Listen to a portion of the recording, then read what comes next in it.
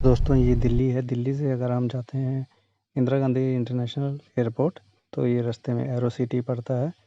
तो arrow city वो hotels हैं जहाँ पे मतलब अच्छे 5 स्टार 3 स्टार होटल होते हैं। आप यहाँ पे रह सकते हैं अगर आप आ रहे हैं या जा रहे हैं इंटरनेशनल एयरपोर्ट के साथ।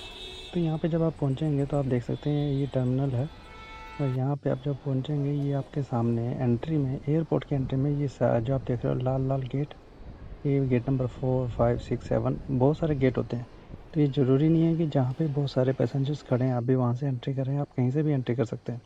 डॉक्यूमेंट्स आपको यहाँ पे जो दिखाने हैं एंट्री में, वो हमेशा पासपोर्ट और आपके एयर टिकट होने चाहिए, बस ये ध्यान रखिएगा। तो आपके हाथ में जो पासपोर्ट और एयर टिकट होना चाहिए। अंदर आते ही आपके सामने स्क्रीन है। स्क्रीन में आप अपनी फ़्लाइट डिटेल्स के हिसाब से देखेंगे कि कौन से काउंटर पे A B C D जो भी आपकी फ़्लाइट के हिसाब से होगा, उस काउंटर की तरफ जाइए लेफ़्ट हैंड साइड में। तो यहाँ से लेफ़्ट हैंड साइड में आप जाएंगे तो मेरा स्पाइस जेट था, तो आपका एयर इंडिया या फिर स्पाइस जेट कुछ भी होगा, तो आप वहाँ काउंटर में जाके अपना एंट्री करेंगे। अपना बैगेज जो है वहाँ पे जमा करते हैं ना, जैसे वो बैगेज है जमा करने का। बैगेज का वेट 30 kg से ज़्यादा नहीं होना चाहिए। और यहाँ पे आपको जो डॉक्यूमेंट्स हैं दिखाने हैं, वो टूरिस्ट वीज़ा दिखाना है, होटल की बुकिंग दिखानी है और पासपोर्ट दिखाना है, ये ध्यान रखिएगा। तो आपको डॉक्यूमेंट्स कौन से दिखाने हैं ये आपको मैंने बता दिया है। और यहाँ पे आपने बैगेज देना है जिसका वेट 30 kg। यहीं पे ही आपको बोर्डिंग पास भी मिलेगा। तो बोर्डिंग पास मिलने के बाद आपने अपने राइट हैंड साइड पे जाना है और वहाँ पे इमिग्रेशन सेक्शन में जाके आप अपनी इमिग्रेशन कराएंगे। तो वहाँ वीडियोज़ वगैरह अलाउड नहीं थी, तो मैंने इसलिए वीडियोज़ ली नहीं है। तो इमिग्रेशन में आपसे कुछ सवाल पूछेंगे, आपके जनरल सवाल पूछेंगे, वो आपको मैंने लिख दिया है। आपको सिर्फ अपने सच्चाई से जो आप करने जा रहे हो, टूरिस्ट वीज़ा पे जा रहे हो, क्या काम करते हो, बस आपने उसका जवाब देना और कुछ नहीं है। इसमें डरने की कोई बात नहीं है। तो वो जो सवाल पूछेंगे वो आपने जवाब देना है। तो बेसिक मकसद जो इमिग्रेशन में होता है वो यही कि आप जेन्युइन ट्रैवलर हो कि नहीं हो, बस आपको वो बताना है और कुछ नहीं है। वहाँ से आप जब इमिग्रेशन से आप सवालों का जवाब देते हो, साथ में ही आपका सिक्योरिटी चेक होता है। आप अपने पर्स जो है, मोबाइल सब साइड में रख के, ट्रे में रख के आप ले जाके वहाँ पे चेक करा सकते हो। फिर आपको पता ही है सब कुछ, आप दूसरी वीडियोज़ में भी डिटेल में देख सकते हो। वहाँ से हम आगे आते हैं और कम से कम ये समझिए 2-3 किलोमीटर आपको चलना पड़ता है। तो साथ में उन्होंने वो बेल्ट्स भी चला रखी होती हैं, एक्सीलेटर, ताकि किसी को दिक्कत ना हो। तो वहाँ से हम आगे आते हैं। यहाँ पे आप ये जो एक्सीलेटर आप देख रहे हो, तो साइड में ये जो पाथवे आप देख रहे हो, यहाँ पे लोग चल सकते हैं वैसे, लेकिन साथ में ये जो एक्सीलेटर है, ये पूरी फैसिलिटी दी हुई है। क्योंकि रास्ता इतना लंबा होता है तो एक्सीलेटर के बगैर बात ही नहीं बन सकती, लोग थक जाएंगे। इस एक्सीलेटर पे आप चल के आप आगे आ सकते हो। तो यहाँ से आप आगे आके अब आपने सिर्फ अपना जहाज़ ही चढ़ना है। तो जो इस कंपनी का आपकी एयर फ़्लाइट होगी उस हिसाब से आपको नंबर दे दिया जाएगा कि कौन से सेक्शन से आप आएंगे। तो लास्ट में हमारा स्पाइस जेट था, तो 14A करके था यहाँ पे।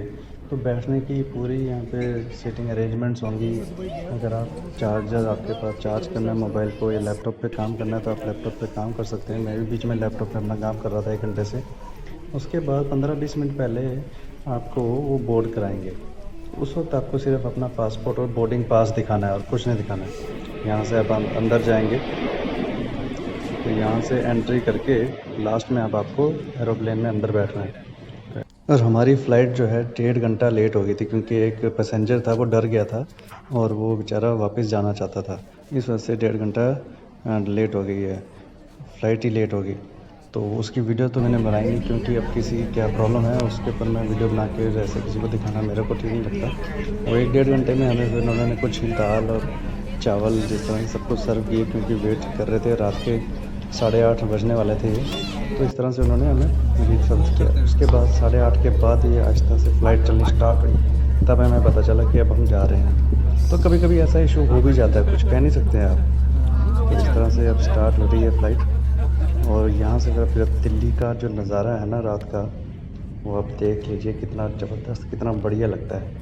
लेकिन एक चीज़ मैंने देखी है कि दुबई जो रात को दिखता है ना, वो भी बहुत ज़बरदस्त है, बहुत बढ़िया है। देखिए अब जैसे दिल्ली, पूरा दिल्ली कितना जगमगा रहा है रात को। ये कम से कम 8:30-9 बजे का टाइम है ये। और एक बात ज़रूर है कि जब ये जहाज़ ऊपर चढ़ता है तो थोड़ा बहुत डर लगता है। हालांकि मेरी दूसरी फ़्लाइट थी, लेकिन फिर भी डर लगता ही है। तो जिसको थोड़ा सा डर लगता है तो उसको पता होना चाहिए कि थोड़ी सी टर्बुलेंस होती है, झटके लगते हैं। कितना खूबसूरत लग रहा है दिल्ली।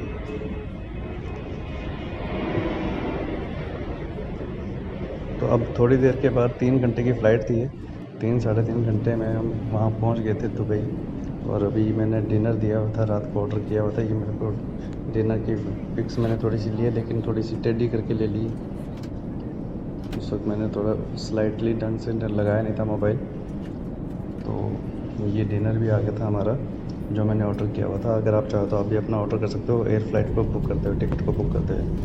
अभी 8:30 तो इंडिया के थे।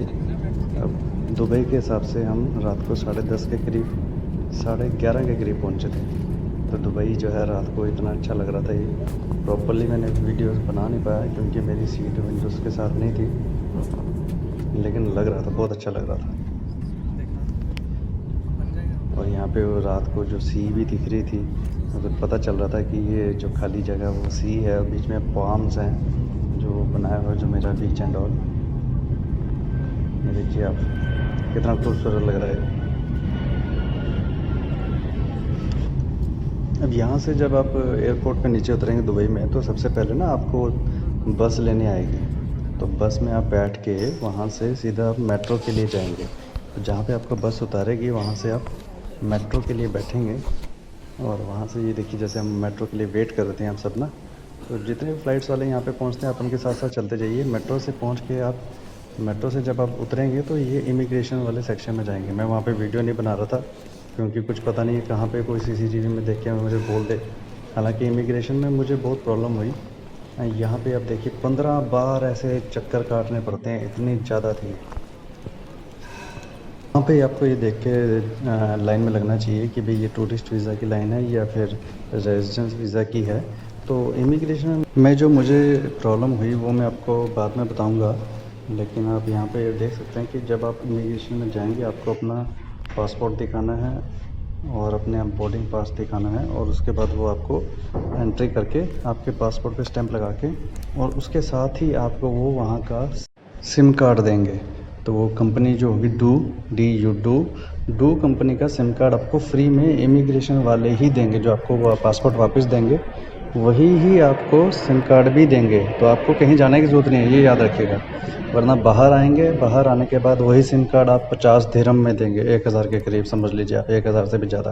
तो इस बात का ज़रूर ध्यान रखिएगा। तो वहाँ से इमिग्रेशन से आपने बाहर आना है, अपना बैगेज उठाना है। कौन सी बेल्ट से आप बैगेज उठाओगे ना, वो आपको फ़्लाइट से नीचे उतरते वक्त ही लोग, एयर होस्टेस जो है फ़्लाइट में ही डिक्लेयर कर देगी कि बेल्ट नंबर यहाँ से आपका बैगेज मिल जाएगा। नहीं तो आसपास के आप लोग जो होंगे आपके पैसेंजर्स, उनसे आप पूछ लीजिएगा। तो ये बातें याद रखिएगा। इस वीडियो में मैंने जितनी भी बातें बताई हैं, डॉक्यूमेंट्स बताए हैं, उसको अपना कॉपी पेंसिल लेके अपने कागज़ में लिख लीजिए। अगर आप ऐसा नहीं करेंगे ना तो आप ज़रूर परेशान होंगे। बाकी दुबई हम पहुँच चुके हैं और बाकी की बातें मैं अभी आगे वीडियो में आपको बताता हूँ कि प्रॉब्लम क्या हुई थी और आपको क्या क्या ध्यान रखना है। तो दोस्तों, इमिग्रेशन हो गई थी मेरी, और उसके बाद आज मैं यहाँ पे दुबई में हूँ। थोड़ी बहुत इमिग्रेशन में ना कभी कभी कोई प्रॉब्लम आती है। मेरे को जो काउंटर पे है, जो लड़की ने मरहबा ऑफिस की तरफ भेज दिया था, अब वो क्या कारण था, उसने कुछ कमेंट्स लिख दिए थे।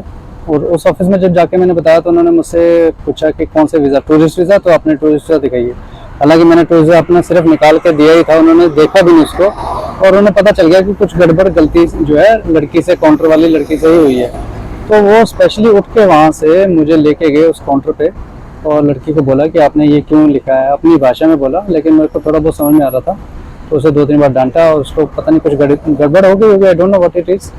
तो उसके बाद उन्होंने तो मुझे कहा कि आप दोबारा लाइन में लग जाइए, कोई बात नहीं। तो इस तरह से कभी कभी कोई थोड़ी बहुत दिक्कत हो जाती है, उनको थोड़ा अलर्ट रहना पड़ता है, और उसके हिसाब से फिर वो जो है अपना थोड़ा एक्शन लेते हैं। एक पाकिस्तानी फ्रेंड भी था, उसको भी ऐसे पूछ-गिछ कर रहे थे उससे, तो वो भी बाहर आ गया था। लेकिन ये है कि आप थोड़ी देर के लिए फिक्रमंद हो जाते हैं और कुछ नहीं है। तो आप अपनी तरफ से पूरी तैयारी रखिए, जो आपको पता है उसको आप दिमाग में रखिए, और जो पूछते हैं सच सच बताइए, दैट्स इट। तो अभी हम दुबई में हैं, और बाहर आते ही आपने एयरपोर्ट से बाहर आते ना, आप टैक्सी ले लीजिएगा। आप 10-20 दिरहम को बचाने के चक्कर में आप परेशान मत होइए। आप टैक्सी लेके अपनी लोकेशन में पहुंचिए, और उसके बाद फिर आप दुबई में घूमिए या फिर जॉब्स को सर्च कीजिए। अभी इसी चैनल पे मैं थोड़ी बहुत जॉब्स के रिलेटेड जो है वीडियो डालूंगा, अगर आप देखना चाहें तो देख सकते हैं। और इसके अलावा अगर आपको टूरिस्ट वीज़ा लगाना है या टिकट्स के बारे में टिकट्स करनी है या फिर यहाँ पे बेड स्पेस या अकोमोडेशन से रिलेटेड अगर आपको कुछ करना है तो आप मुझे व्हाट्सअप कर सकते हैं। Thank you.